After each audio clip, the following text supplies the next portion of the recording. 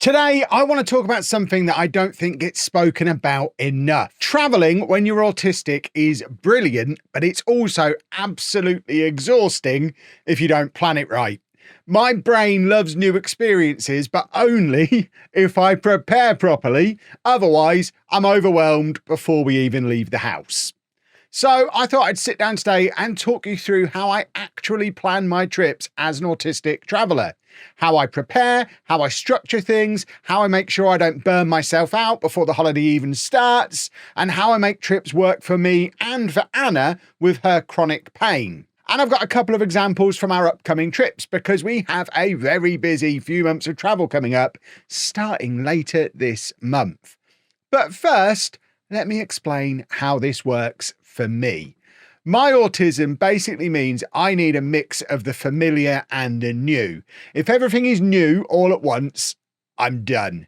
If everything is familiar, I'm bored. So planning a trip becomes a bit of a puzzle where I build comfort and certainty into the parts that would otherwise stress me out so I can enjoy the stuff I'm actually excited to explore. I also need structure. Routines, a sense of what's going to be happening each day. Even on a fun holiday, if there's no plan at all, I'm going to get anxious. So I build myself a plan, even if it's very loose, and then I'm good. I can relax because I know what's coming. This is how Anna and I travel together. She has chronic pain, so she needs rest days built in, and I need predictable structure. But we both have long bucket lists of new things we want to see and do. So we have to plan our trips in a way that works for both of us.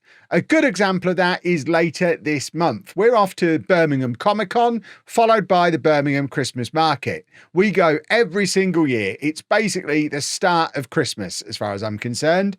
By the time November finishes, I've done the Football Manager launch rush, I've made a ridiculous number of videos, I've streamed constantly, and I'm normally running on fumes. Then we go to Birmingham, I eat some nice food, I wander around Comic Con, we hit the market, and I can finally breathe. That trip feels like a reset switch in my brain because I know it so well. I know the city, I know the route, I know the routine, I know exactly where I'll be parking, what train I'll be getting, what shops we'll go to, what snacks we'll get on the market. All of that takes the stress away. And then later in December, we go to Forest Holidays for a week, another annual tradition. And that one really is the moment where I stop. I shut down the Football Manager channel effectively until January. I sit in front of a log fire and I play whatever games I've missed during the busy season. This year, that's going to be Pokemon Legends ZA on the Switch 2 and Expedition 33 on the Steam Deck. I'll also read some books. The new Reacher book has just arrived, so that's that sorted. And we do the same activities every year. Some axe throwing, archery. We stay in the same type of cabin. We watch Challenge on the TV every night because Andy loves old game shows. And on that point, even though Andy has moved out now, he still expects that trip every year too, because it fits his autism routines. Autistic brains, eh? So those two trips are very easy for me to plan because they're so familiar. They're part of the rhythm of my year. But then next year, we have the complete opposite.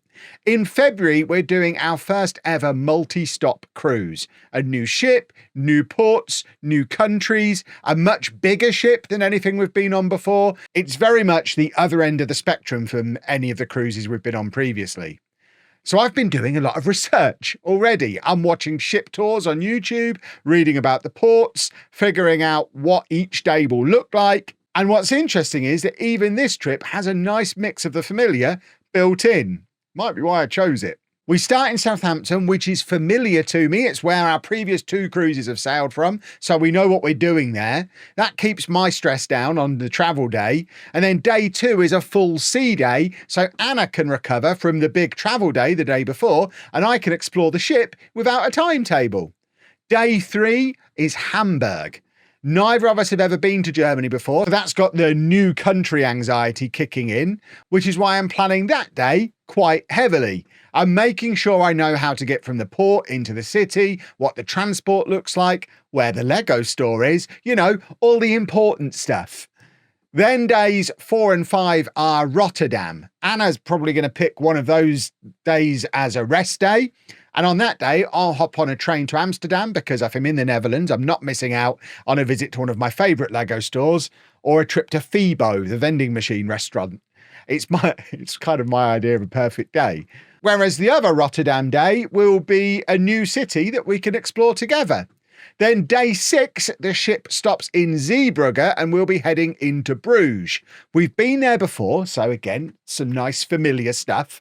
But I've also found a really cool independent Lego shop on TikTok that I want to visit. And if Anna needs that day as a rest day, she can stay on the ship or she can come with me and have some waffles. So again, familiarity mixed with optional adventure. And then day 7, it's back to Southampton. Easy peasy. It's a really nicely balanced itinerary, and the planning is a thing that makes it feel manageable. Without the planning, there is no way I'd enjoy it. Whenever I'm planning a trip or even just trying to keep on top of everything I'm interested in, I always end up with far too many tabs open. Travel guides, Lego news, gaming stuff, tech reviews. It gets messy fast and I never remember where anything is. And that's why I started using Readly, the sponsors of this video. If you haven't heard of Readly, it's an app that gives you unlimited access to over 8,000 magazines and newspapers for one low monthly fee. It's basically the Netflix of magazines and newspapers. You sign up, download the app, and then you're straight into this huge library of stuff to read. It's really easy to navigate and everything loads up really fast. For me, one of the main things I use it for is reading Blocks magazine. I read it every month, and having it on Readly means I don't have piles of magazines lying around in my office or next to the toilet. And I can bookmark the bits that I want to come back to when I'm working at the studio on Lego City stuff without having to worry about bringing a physical magazine with me. Like this article on the Winter Village train that I've recently added to the Lego City. And when I do actually make it out of the office and get some travel in, I end up reading loads of gaming and tech magazines too. And it's great because I can download them before I leave the house, so I can read them on the plane, the train, or in my hotel room, even if it has dodgy Wi-Fi. And the app itself does a few things I really like. The offline reading is brilliant, and bookmarking is genuinely useful, especially if you bounce around between hobbies like I do. And you can have up to 5 profiles on one account so the whole family can use it without messing up each other's recommendations, which is a huge pet peeve of mine, especially when Anna watches YouTube through the TV on my login. There's no messing up my algorithm here. Some of the titles I dip into most are T3, 442 and Edge, and it's really handy having everything in one place instead of juggling subscriptions. And the very best bit, Readly are giving you 2 months completely free so you can try it out for yourself. Just hit the link at the top of the description or in the pinned comment. You get unlimited access and you can cancel anytime. So big thanks to Readly for supporting the channel, and honestly, give it a go. It's made keeping up with my hobbies and my travel planning much easier. We're also planning 2 big USA trips for next year, which is a completely new thing for us. We've never flown long haul. We've never been to America. So from an autistic point of view, this is a massive pile of new things all at once. But again, we're building familiarity into it. The first trip we're planning is trying to find an affordable way to do a Disney World trip to Florida.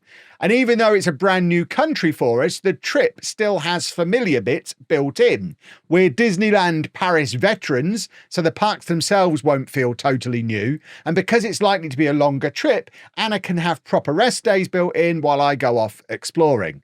And then the second America trip is Brickworld Chicago. Now, obviously Chicago, brand new for us, but theoretically, if everything goes to plan, by then the USA won't be, and the event itself is basically a big Lego convention, which is something I'm very familiar with. So again, it's got that mix of new environment, familiar activity.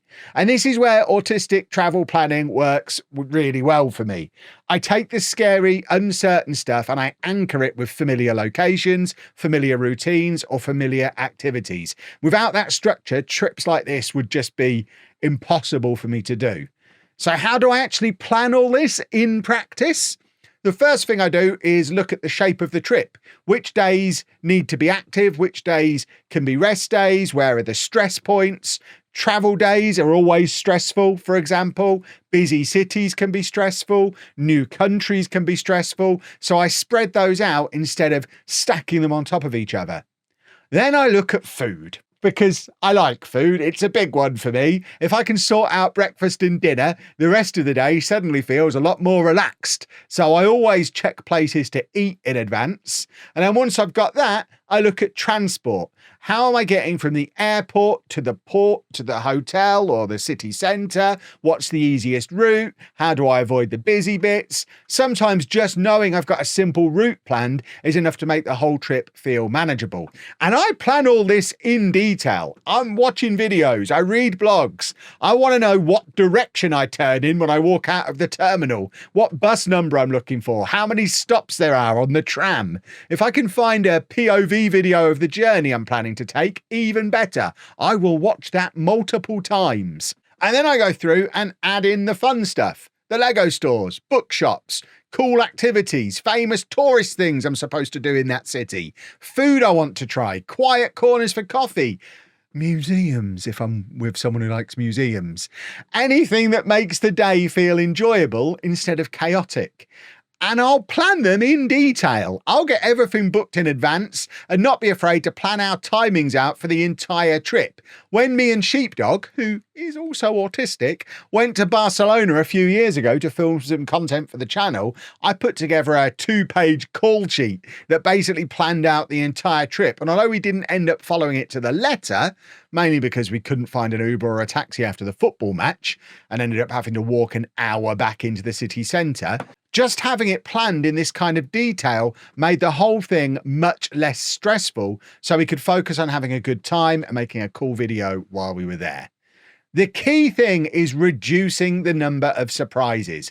Surprises are lovely in theory, but for me, if everything's spontaneous, the whole trip is sensory overload. I like surprises to be optional.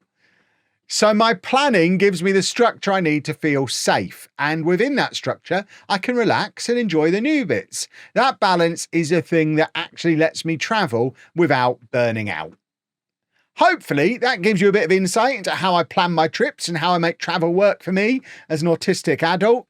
If you've got any tips of your own or you travel differently from how we do, let me know down in the comments. I'm always interested in how other people do this. And likewise, if you want to see any of it in a bit more detail, let me know about that too. We can always do a follow-up. If you enjoyed the video, hit the like button. Make sure you subscribed because we've got all of these trips coming up over the next few months, including Birmingham Comic Con, Forest Holidays, the big February cruise, the couple of potential USA trips next year. So there's plenty of content to be subscribed for. But for now, thank you very much for watching. Toodle pip.